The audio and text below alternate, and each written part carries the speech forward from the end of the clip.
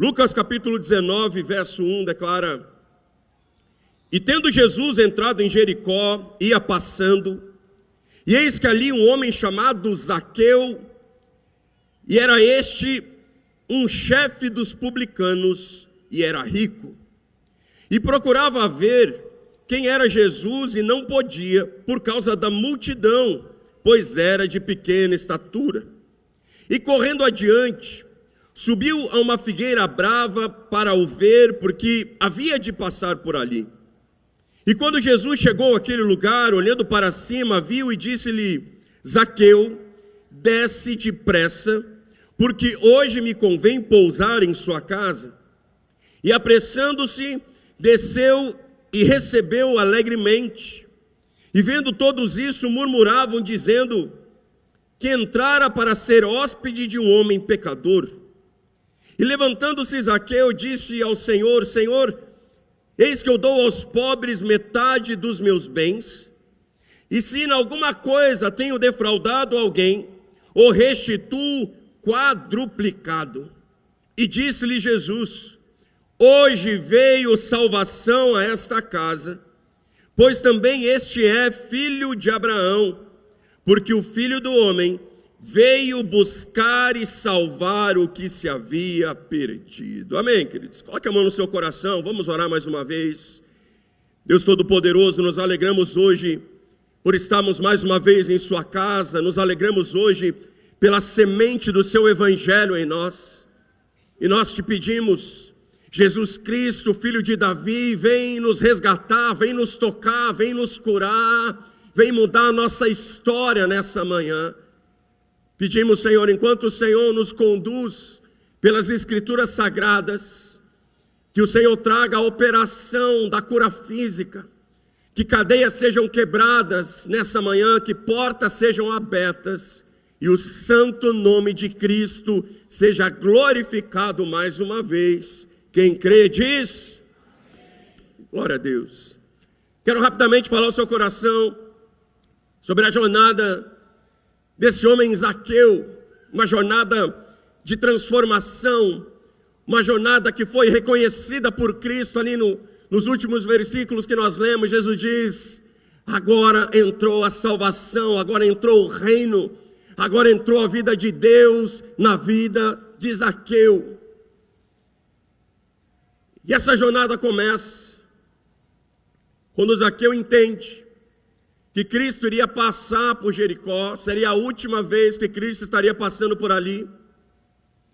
E Zaqueu se propõe a se aproximar, a tentar um encontro, a tentar ouvir alguma palavra de Jesus, a receber alguma resposta, alguma solução, alguma direção para a sua vida.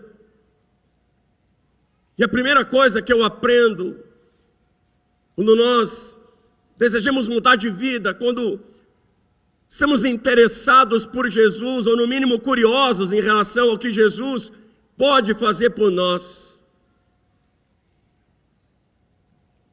eu aprendo que, em primeiro lugar, Zaqueu enfrentou a adversidade.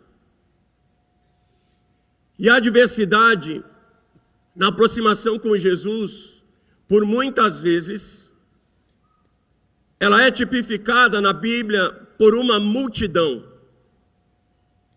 Quando Zaqueu, eu vou me encontrar com Jesus, havia uma multidão que dificultava o processo. Quando aquele jovem paralítico é levado por 4 amigos até a casa de Jesus, quando eles se aproximam da casa, a multidão dificultava o milagre. Quando a mulher do fluxo de sangue, com muita fé, deseja sair da sua casa, tocar nas vestes de Jesus e receber a sua cura, quando ela chega, ela encontra uma multidão que dificulta o processo. Quando aquele paralítico estava no tanque de Berseba, a Bíblia diz que naquele tanque havia uma multidão de enfermos que dificultava o milagre na vida daquele homem. E a multidão, ela simboliza as adversidades que muitas vezes se levantam e tentam de alguma forma dificultar a nossa vida com Cristo. Eu sei que Deus fala com pessoas essa manhã que às vezes, não, porque está muito difícil. Então não é de Deus. Se dificultou um pouco, eu desisto. Se está difícil, eu largo. Pois muitas vezes as adversidades que estão no nosso caminho são um sinal de que aquilo é de Deus para nós. O fato de haver algum tipo de resistência, algum tipo de dificuldade, muitas vezes aquilo só sinaliza que existe algo de Deus logo após aquela porta, logo após aquela multidão, logo após aquela dificuldade, logo após aquela batalha, está uma vitória nos aguardando. E aquela multidão não era qualquer multidão, porque Zaqueu também não era qualquer cidadão de Israel. Zaqueu era o cara que dizia para a Receita Federal, para os políticos romanos que dominavam aquela região, Zaqueu era o cara que dizia o quanto as pessoas deveriam pagar de imposto.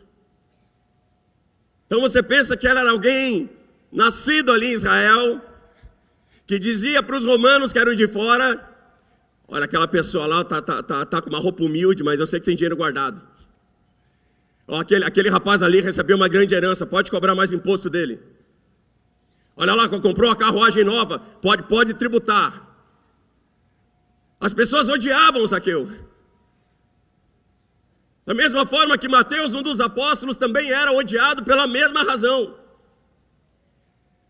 Eles cobravam impostos e deduravam seus conterrâneos, os seus irmãos, as pessoas que cresceram com ele.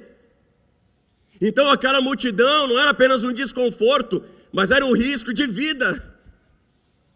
Zaqueu se enfiar no meio de uma multidão de pessoas que o odiava, que se tivesse uma oportunidade, o mataria. E para ajudar ainda, Zaqueu era de pequena estatura. Alguém que talvez teria dificuldade de se defender de um ataque naquela situação. A decisão de Zaqueu de continuar ou não era uma questão até de vida e morte. Não era o risco de um desconforto, era um risco de vida. Era um risco à sua integridade física. Mas um dia Jesus, ele diz: se você deseja vir após mim. Alguém deseja ser discípulo de Jesus aqui? Alguém deseja ter um encontro com Jesus aqui? Jesus disse: se você deseja isso, negue-se a si mesmo. Negue os seus instintos de sobrevivência. Negue o que o seu coração está dizendo para você. Negue-se a si mesmo. Tome a sua cruz, um lugar de morte. E aí ele diz: depois você me segue. Seguir a Cristo muitas vezes exige de nós um alto nível de compromisso, de determinação. Mateus capítulo 7, verso 24, declara: todo aquele, pois, que escuta essas minhas palavras e as pratica, assemelho-o-ei ao homem prudente, que edificou a sua casa sobre a rocha. Desceu a chuva, correram rios, assopraram ventos, combateram aquela casa e não caiu, porque estava edificada sobre a rocha. E aquele que ouve essas minhas palavras e não as cumpre, compará-lo-ei ao homem tolo, que edificou a sua casa sobre a areia. Desceu a chuva, correram rios, assopraram ventos, combateram aquela casa e caiu, e foi grande a sua queda. Então Jesus fala sobre dois tipos de pessoa que estão diante da palavra dele, da presença dele, que estão ouvindo a voz dele. Ele diz assim: tem aquele que ouve e cumpre, e edifica a sua vida sobre a rocha. Jesus diz: tem aquele que ouve e cumpre mais ou menos, né? Até construiu a casa, mas não fez sobre o alicerce correto. Vai dar problema. Mas deixa eu te dizer algo. Aquele que nem tentou construir, nem no texto está. Aquele que não tentou, nem no texto está.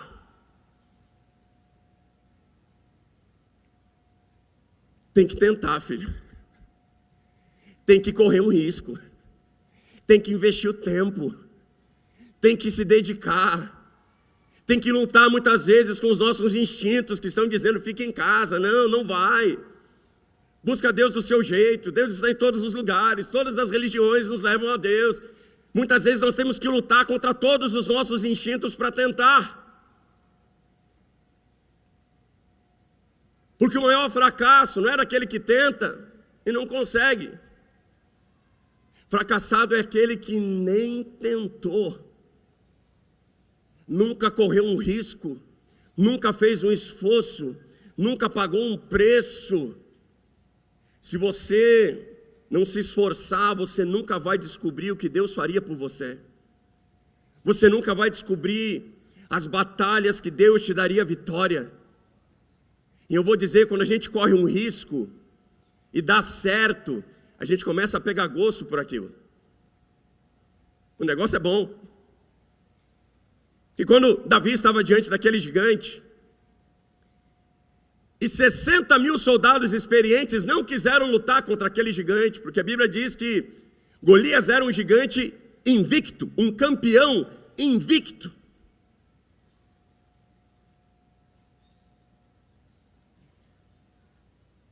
E Saul pergunta para Davi, Davi, você vai entrar nessa batalha mesmo? Ele diz, meu rei, presta atenção.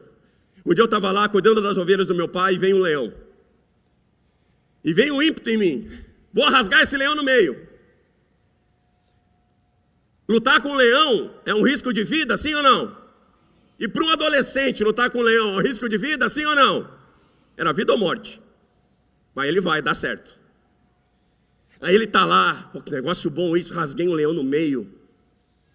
Aí outro dia ele está lá, ele diz, vem um urso. Um urso que de pé tem 3 metros de altura. Ele fica, vou ou não vou, vou ou não vou, eu vou. É um risco você lutar contra o urso, sim ou não? É um risco um adolescente lutar com o urso, sim ou não? Quando Davi está diante daquele gigante, ele diz, é a mesma coisa. O mesmo Deus que me fez derrotar o leão, o mesmo Deus que me fez derrotar o urso, é o Deus que vai me fazer derrotar o gigante. A gente pega gosto por essas coisas. Quando nós tomamos uma atitude de fé e Deus nos dá vitória. Quando nós plantamos uma semente e a colheita, quando nós oramos e o milagre acontece, quando nós colocamos as nossas mãos sobre o enfermo e a cura, quando nós evangelizamos alguém e aquela pessoa é salva. Por isso Paulo diz, lutei o bom combate. Lutar não é a parte ruim, lutar é a parte boa. Precisamos lutar por aquilo que vale a pena, pelo evangelho, pelo poder de Deus, pela unção do Espírito Santo, por sinais, milagres, maravilhas e prodígios que glorificam a Cristo. Quando Deus quer promover alguém, geralmente Ele coloca uma adversidade. E geralmente essa adversidade, ela é um trampolim, o mesmo trampolim que colocou Davi no trono. Daniel capítulo 1 diz que Daniel era um menino muito inteligente, muito sábio. Mas Deus não queria um menino inteligente, Deus queria um profeta. Aí Daniel capítulo 2, Nabucodonosor, o rei, tem um sonho.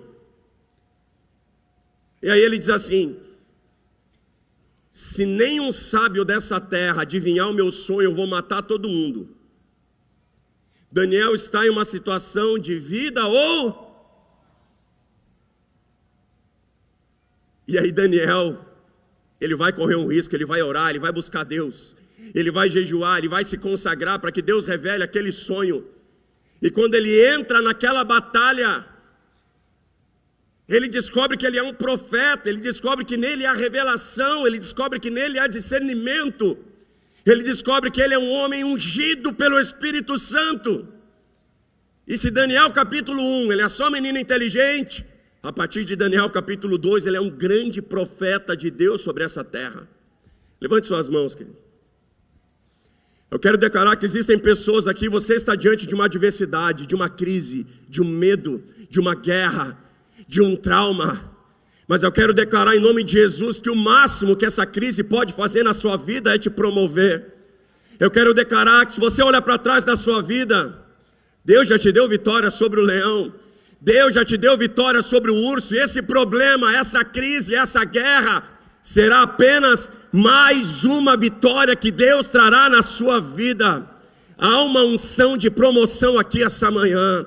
E essa adversidade é o trampolim que vai te levar ao lugar do cumprimento da promessa. Se você crê, aplauda ao Senhor, diga: eu creio.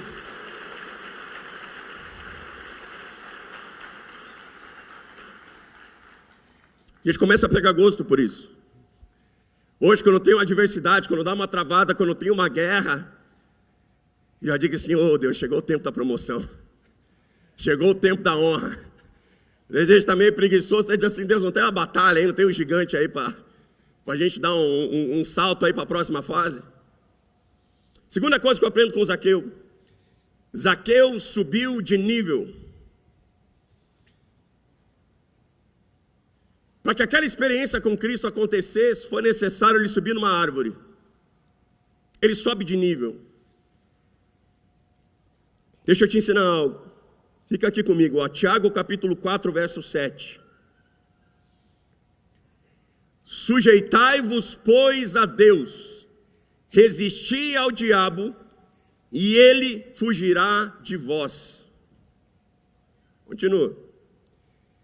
Chegai-vos a Deus, e ele se chegará a vós. Grita isso comigo: chegai-vos a Deus, e ele se chegará a vós.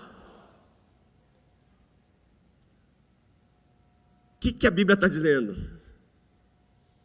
Se você dá um passo na direção de Deus, Deus dá um passo na sua direção. Se você dá um passo em direção ao reino dos céus, o reino dos céus dá um passo na sua direção. Se você sobe, a glória de Deus desce para te encontrar. Existem coisas que Deus quer falar conosco, mas Ele não pode falar no nível em que nós estamos hoje. Por isso essa questão de subir na Bíblia é sempre algo profético. Jesus olha para a igreja e diz: vocês serão revestidos do alto. Lá do alto, o Espírito vai vir sobre todos vocês. Aonde eles estavam em Atos 2? Em um cenáculo. O que caracteriza um cenáculo? É um ambiente que não pode ser térreo. É um ambiente que no mínimo, ele tem que ser no segundo andar. Subiram de nível. Se achegaram a Deus, Deus se achegou a eles. Por isso o crente tem esse negócio de monte. Porque um dia Deus olha para Moisés. Êxodo 24, 12, Deus diz assim: Moisés, suba a mim no monte. Deus não pede para Moisés: suba o monte que vai dar tudo certo. Não, ele diz: Moisés, suba até mim no monte. Porque o monte ele simboliza profeticamente um desejo, uma determinação para subir de nível. Quando Samuel, em 1 Samuel, chega para Saul, diz: Saul, Deus quer te colocar no trono, filho. Deus vai te colocar no trono de Israel. Deus tem algo para a sua vida, eu preciso te entregar uma palavra. Aí Saul está lá: estou pronto, pode falar. E Samuel: não, aqui não dá. Suba ao monte comigo, e lá em cima, eu vou dizer para você tudo que Deus deseja e vai fazer no seu futuro. Haviam coisas que Deus não poderia falar para Saul no nível que ele estava. Há coisas que Deus deseja falar conosco em um novo nível. Mas hoje existem ferramentas, existem ajustes, existem consolos que até acalmam o nosso coração, mas nos mantém no mesmo nível que a gente está. E às vezes o que é determinante para que Deus mude a nossa história hoje, aqui, agora, é se você quer autoajuda ou ajuda do alto. Eu vou dizer de novo. Para algumas pessoas que estão aqui hoje, o que é determinante para um novo tempo na presença de Deus é se você quer autoajuda, quer você se ajudar onde você está hoje, ou se você quer ajuda do alto. Pastor, eu quero ajuda do alto. Então mude de nível. Um novo nível de oração, um novo nível de leitura da palavra, um novo nível de compromisso com a igreja, um novo nível de santidade, um novo nível de consagração, um novo nível de determinação. Quando você muda o nível da sua vida, quando você se achega a Deus, Deus se achega a cada um de nós, amém? Terceira coisa que eu aprendo com Zaqueu. Jesus olha para Zaqueu naquela árvore, ele diz: Zaqueu, desça depressa, que eu preciso ir agora na sua casa. Terceiro ponto, Deus tem pressa. Diga comigo, Deus tem pressa. Aponta o dedo para cima e diga: Deus é um Deus que tem pressa. Mas quem tem pressa não consegue andar com pessoas devagar. Eu poderia ler aqui 50 versículos. Mas você pode botar no Google lá, versículo, pressa. E você vai ver dezenas e dezenas de versículos onde o momento que Deus quer tocar a vida de alguém, Deus diz: tenha pressa, vá depressa, rapidamente, faça agora. Muitas vezes o nosso problema não é nem a falta de tempo, é a falta de urgência. Nós temos tempo, mas a gente fica jogando os nossos projetos, os nossos milagres, os nossos compromissos para médio prazo, para longo prazo. Pois o Deus que levou o povo do Egito, a terra da promessa, porque o povo não acreditou, teve que fazer o povo voltar, e o povo fica andando em círculos, em círculos. A distância poderia ser percorrida em 15 dias a pé. Eles ficaram 40 anos andando em círculo. Repita comigo: mas Deus tem pressa. Uma distância de 15 dias, demorou 40 anos. Deus desce e diz: Moisés, eu não aguento mais andar com esse povo. Que Deus tinha feito um trato que ia caminhar com eles o tempo todo. Deus diz: Moisés, eu não aguento mais, eu vou mandar um anjo, eu pego o melhor anjo que eu tenho e eu mando com esse povo, que eu não aguento mais ficar andando em círculo nesse deserto. Eu não aguento mais caminhar com um povo que não tem o senso de urgência. Era para chegar em 15 dias, já se passaram 40 anos e nós estamos andando em círculo. Tem que ser urgente. Era a última vez que Jesus passava por Jericó. Ou Zaqueu mudava de vida ali, ou ele não mudava.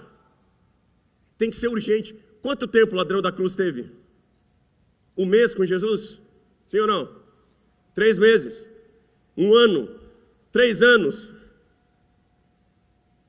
De conversa foram alguns minutos. E em alguns minutos, aquele cara saiu do inferno para o céu.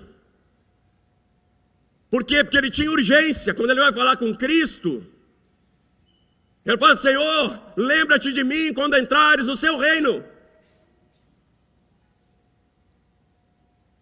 Cristo não diz mês que vem, ou ano que vem, ou mais para frente ele conversa. Não, hoje, ainda hoje, porque você é um cara urgente, ainda hoje você vai estar comigo no paraíso. Ainda hoje Deus pode liberar o seu recurso, Deus pode salvar a sua família, Deus pode trazer a sua cura. Ainda hoje pode começar a sua vida ministerial.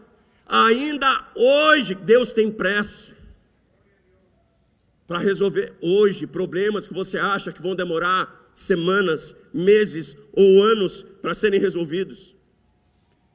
Lucas capítulo 15, verso 20. O filho pródigo demorou muito tempo para botar a sua vida fora. Muito tempo longe da presença de Deus, tomando decisões erradas. quando ele volta para a casa do pai. Lucas 15, 20. E levantando-se foi para o seu pai, e quando ainda estava longe, viu o seu pai, se moveu de íntima compaixão e, correndo, lançou-se-lhe ao pescoço e o beijou. E o filho disse: pai, pequei contra o céu e perante ti, já não sou digno de ser chamado seu filho. Mas o pai disse aos seus servos: trazei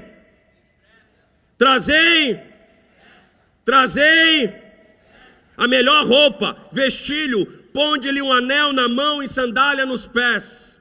O menino chega assim: ah, meu Deus, desperdicei tanto tempo da minha vida. Se eu atrasei a minha vida inteira, agora para ajeitar a minha vida com Deus vai demorar anos. Ah, meu pai, tem misericórdia de mim, cuida de mim como se eu fosse um funcionário. O pai sai correndo, ele nem espera o menino estava vindo andando, o pai sai correndo, acelera o processo, abraça o menino, traz e diz: ei, traz o anel do dono, traz as melhores roupas, coloca um calçado nos pés, porque o tempo da honra começa hoje, o tempo da honra começa agora.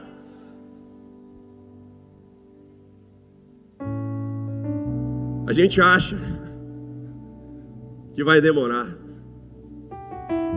Querido, Deus vai pegar pessoas essa manhã. Deus vai te entregar sonhos essa manhã. Deus vai te entregar promessas essa manhã. Deus vai abrir portas agora. O que Deus precisa nesse tempo é um povo com coração urgente, urgente, urgente. Era a mensagem de Cristo. E é a mensagem que está em todas as cartas para a igreja. Estamos nos últimos minutos. Vigiai, se apresse, conserte a sua vida, avance, porque o nosso Senhor, Ele já está às portas. A mensagem do reino de Deus só funciona para quem tem um coração urgente. E eu encerro com isso. Última coisa que eu aprendo com o Zaqueu. O Zaqueu é ativado. Grita comigo: eu preciso ser ativado. Não foi algo subliminar. Não é assim: eu acho que algo está mexendo lá no coraçãozinho. Zaqueu dá um pulo, olha para Jesus e diz: Jesus, metade do que eu tenho agora vai para os pobres. E se eu prejudiquei alguém nessa vida, eu devolvo 4 vezes mais. Jesus bate a mão na mesa e diz: agora eu estou vendo que entrou a salvação, Zaqueu. Eu estou vendo que você foi ativado. Eu estou vendo que algo mudou. Deus precisa nos ativar. E eu sei que Deus fala com pessoas aqui essa manhã. Talvez você esteja frustrado, porque você vê pessoas avançando, você vê pessoas com fé, você vê pessoas estabelecendo o reino de Deus, e você pensa: isso deve demorar muito tempo, deve ser um processo muito complicado. Acho que Deus prefere aquela pessoa do que eu. Acho que esse negócio de igreja não é para mim, não. Esse negócio de ministério não é para mim, não. Esse negócio de crescer não é para mim. Mas é porque você ainda não foi ativado. Aqui, ó. Estou segurando o microfone. Tem outro microfone aqui. Mesmos componentes eletrônicos, mesma essência, mesma natureza, mesmo propósito, plugado nas mesmas caixas. Há um receptor para ele lá também. Ele está no mesmo altar. Ele está na mão do mesmo pregador.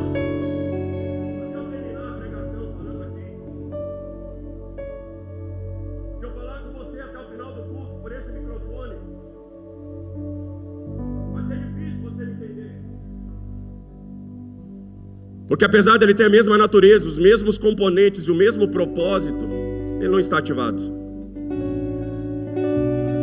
Ele não tem poder, ele não tem fonte, ele não tem energia.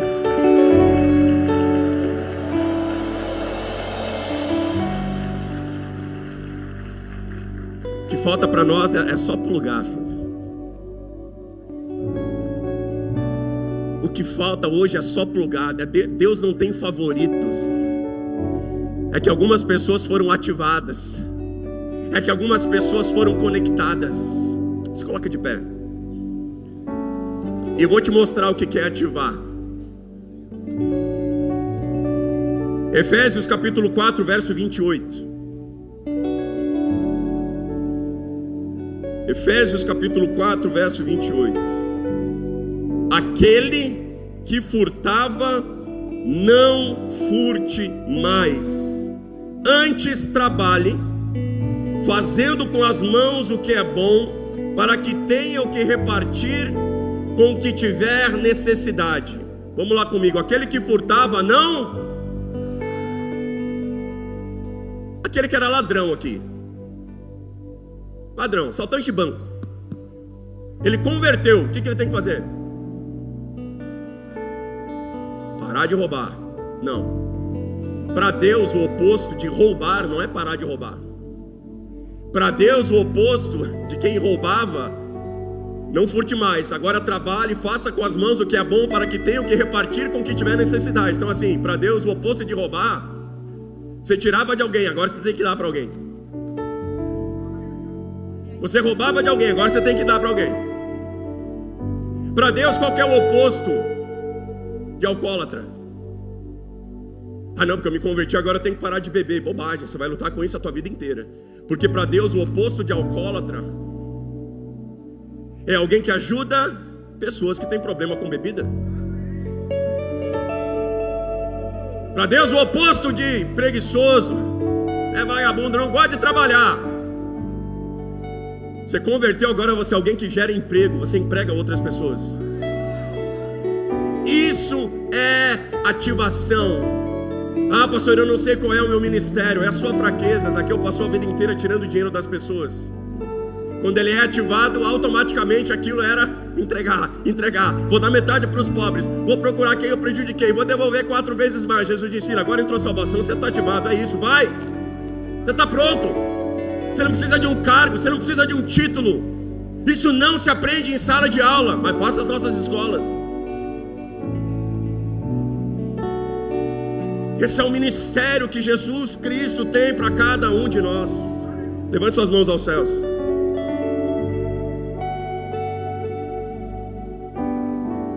Eu vejo que essa manhã tem pessoas colocando a mão no arado. Tem pessoas dizendo: Senhor, eu aceito o meu propósito, eu aceito o meu chamado. Eu sei de onde o Senhor me tirou, e hoje eu sei onde o Senhor vai me colocar. Senhor Jesus, eu oro essa manhã. Eu oro por ativação, Senhor. Eu oro porque o Senhor é o mesmo ontem, hoje e sempre. Esse mesmo Jesus que há 2000 anos atrás disse: eu vejo Zaqueu, que entrou salvação na sua vida. É o mesmo que está aqui essa manhã dizendo: eu vejo, hoje começa um novo tempo. Você vai ajudar quem estava caído. Você vai ajudar, porque a sua história quase terminou em divórcio. Deus vai usar você para restaurar casamentos. Porque a sua história quase terminou em falência. Deus vai usar você para destravar a vida de pessoas na área financeira. Porque a sua história quase terminou em morte. Deus vai usar você na cura. Deus vai usar você na vida.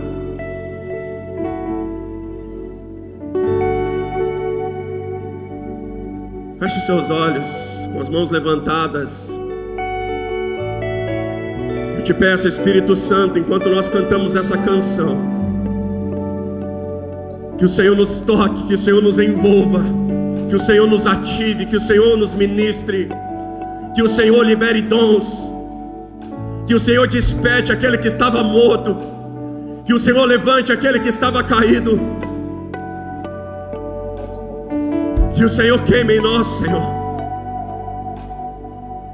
para a colheita dos últimos tempos, para o maior avivamento da história e talvez o último. Faz mais uma vez, Senhor, ativa uma geração de profetas, de ministros, de servos.